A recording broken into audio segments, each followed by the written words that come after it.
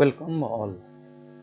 So now students, let's try with checkbox. Some program let's try with checkbox. Previously we tried with labels, text field and radio buttons. So this program or in this video I'm going to show you with checkbox. A simple program we'll try. I'm adding a jApplet form where we will design the program for jCheckBox. So this is a simple food or ordering system we are trying where multiple choices can be done. So I'm writing here food ordering system. Fine. Then I'm taking here three checkboxes. Three checkboxes. Okay, for three particular item or three particular food. So first one I'm keeping suppose for pizza at 100 rupees. So 100 I wrote here. Same way the other one I can try with burger at 30 rupees. Next suppose I am trying with tea at 10 rupees. Fine. So I get the three checkboxes. So as we know, checkboxes can go for multiple selections. And one more thing here we can do, students, that is we can take a panel, and inside the panel we can add all this, so it looks nice. As well as if you move the panel, all three will move together. That is the main motto of keeping on the panel or within a panel.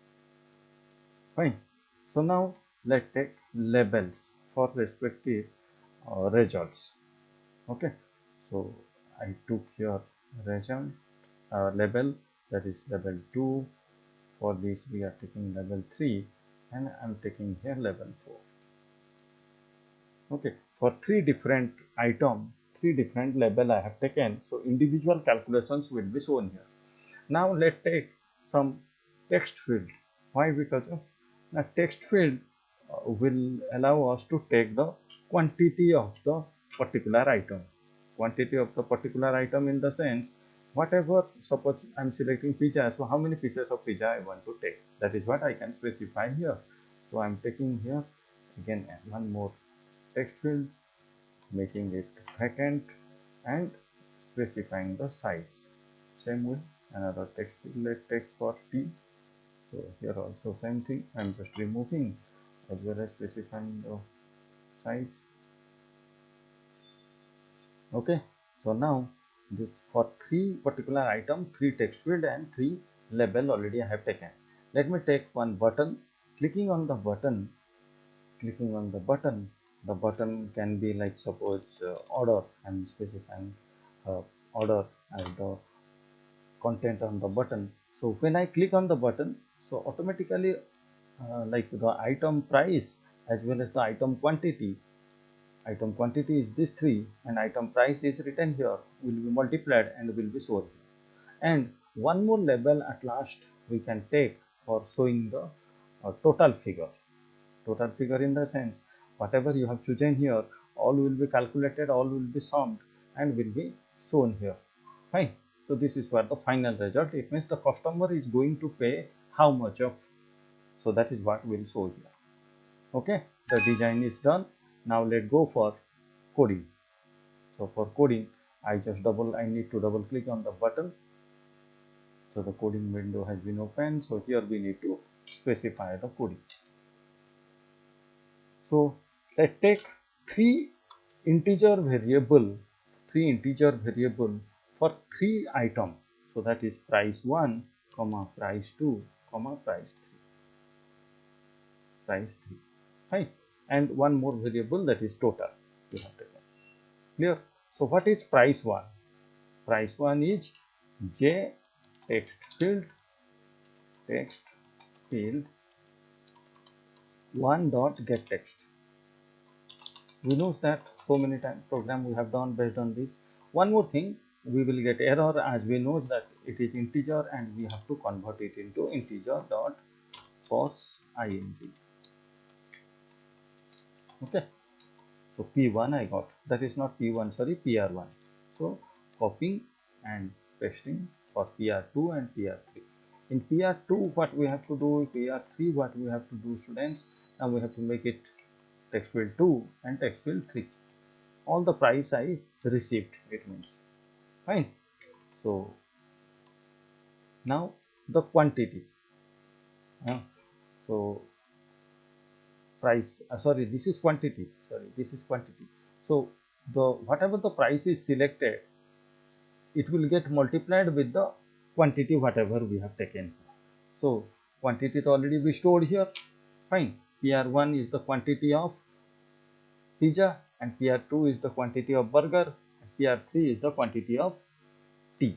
So in this case what we can do, we can multiply simply we can multiply with 100, and in this case we can multiply with 30, and in this case we can multiply with 10. Why? Because of now the individual price is 100, 30 and 10 respectively.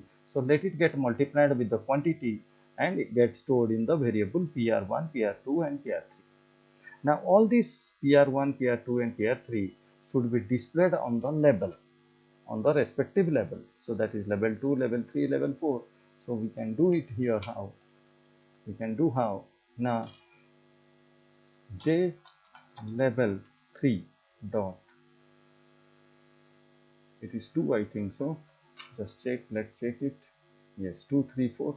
So we can specify here 2 dot get text, sorry, set text, set text. So I can then make here, we can make here price what plus your PR1, which is storing the price of pizza. So we can specify price of pizza. I can specify like this. Same way I can copy and can paste for other two. So this will become level 3 and level 4. So here I can make price of what, burger, and in this case I can specify price of tea, that is PR3, and in this case PR2. So these are the individual prices we got. What about total? So total equal to PR1 plus PR2 plus PR3. So fine.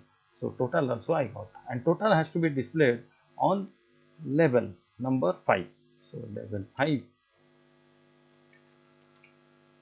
here I can specify you need to pay what, total. Okay, so let's try, let's run the program.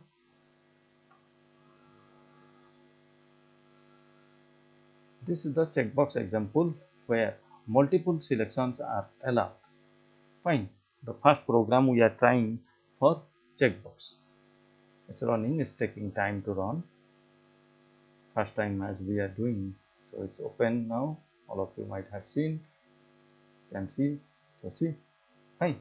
So now I'm pressing here some quantity and checking on the order pattern. We check. Prices are coming nicely now. 1 piece, so this is 100, 2 piece 30 into 2 60 showing, 1 piece that is 10 is coming, and what, how much you need to pay altogether, 170. Fine.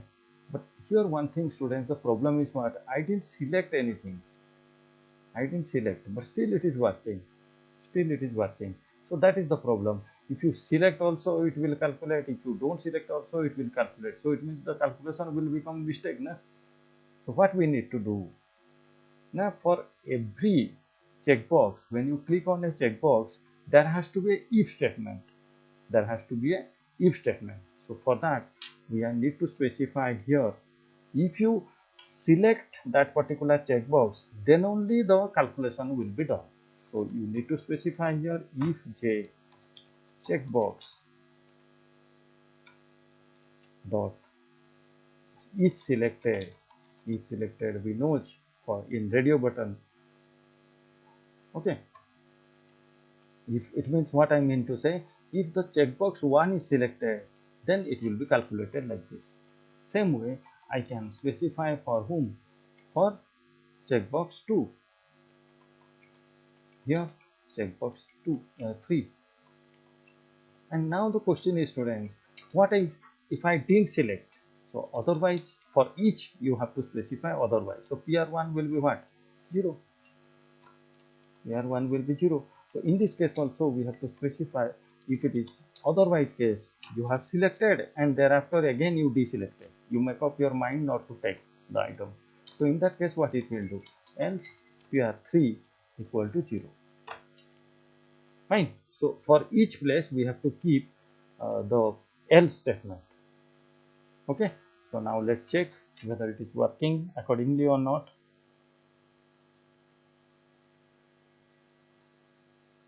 So here it's supposed to work how? Now if you won't select, there should not be any result. It means there should not be any order. See, 0 0 0, all the places 0 was coming. Previously what was happening, students? It was showing you the amount, but in this case 0, because I didn't select anything. Now suppose T I am selecting. See, quantity I didn't specify, so quantity is coming. Fine. Other places it is 0 is showing. Now burger I am selecting and quantity I am specifying.